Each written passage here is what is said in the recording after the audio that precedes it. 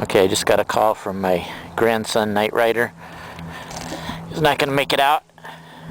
They were having problems with the bike and kept stalling, and they were having problems getting into first gear, so I recommend they get that taken care of, because I don't want an inexperienced rider with a motorcycle that's not running perfectly.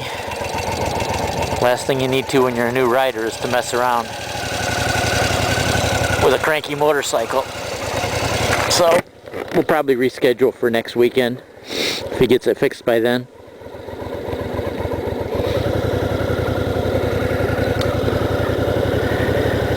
There was a little wild cat wandering around there. I was hoping it'd come out and come close so I could take some pictures of it, but it kept darting behind the bushes. Kind of a pretty little cat.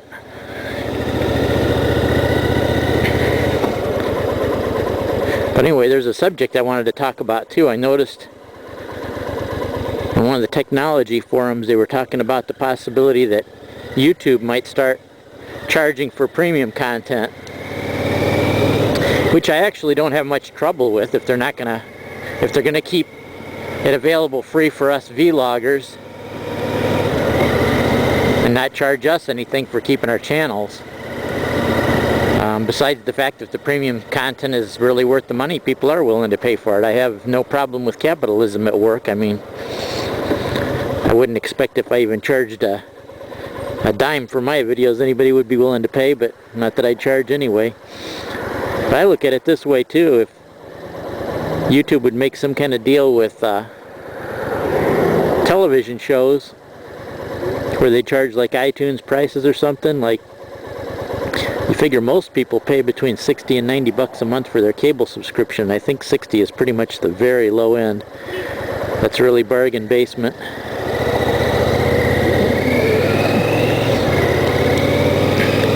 And you figure, I think the average person, I bet you, doesn't follow more than 4 or 5 TV shows. I mean, that's my guess. I mean, I'm coming from the fact that in the last year I haven't watched any regular TV on a television set other than NFL football. That's about the only thing I follow when it's football season. So if you figure 5 shows per month, each one a weekly show, that's 20 per month, and if they charge like $2 a piece, that's 40 bucks a piece. So that's not even figuring the fact that you're not going to be paying that every month, because I notice a lot of the TV shows only have a 13 episode season, so you're only going to pay for 13 shows. Some go 23, 26 shows, but even if you follow 5 shows, you're not going to even be paying that much. So if you could end up paying less than what your cable bill would run per year, and I would guess probably if that's what you were watching TV for and not just to veg out in front of the TV set, but you're actually following 4 or 5 shows, it would actually be cheaper to drop your cable or your satellite subscription and just pay for the individual shows you wanted to watch. If the price was reasonable, that's figuring, I don't know, about $2 a piece for the shows. So it really depends on a lot of things. I mean, I think the problem with YouTube is a lot of places like that, when they get big, they have a few opportunities and a few ways they can do it right, but they have many, many, many opportunities to do it wrong and mess up and get people ticked off. And I'd hate to see it end up being that, for us bikers, since we use YouTube now, I'd hate to see it that it end up being the death of YouTube, or at least if it still ended up being a major video sharing site, it just made it kind of a lot worse to use, a lot more nonsense to have to put up with.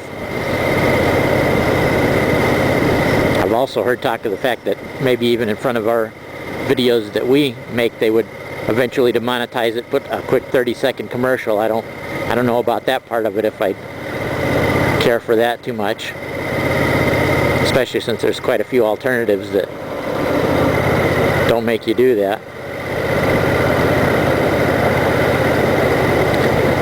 But I guess all's fair in capitalism, and I mean, they have the right to ask. I mean, I have a right on my channel to put a donation button and ask people to donate with me if I should feel so inclined, but I just don't think I'm the type to do that. But nothing against anybody that does. No harm in asking. You can ask for $1 million. That's not saying you'll ever get it, but you can ask.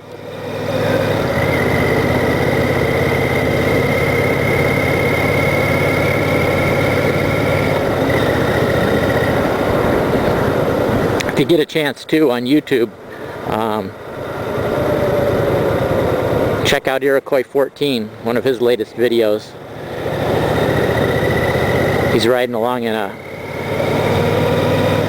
biker in a 250 Ninja, goes off in the ditch, and him and a couple of other guys end up helping the guy push his bike buck up out of the ditch. And it seems like other than the cut up knee, the guy's none the worse for wear.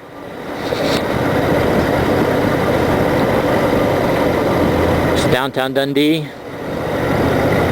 That bank there, First National Bank, hasn't been an operating bank in 20 years or more. But it was actually, if you see the movie Road to Perdition, that was the bank that they robbed. So it was actually used in a movie.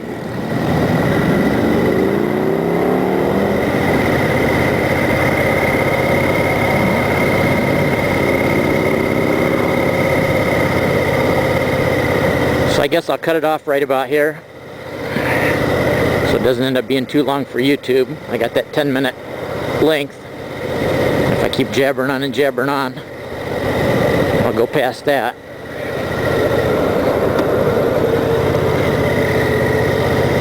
So take care, guys. I'll catch you later.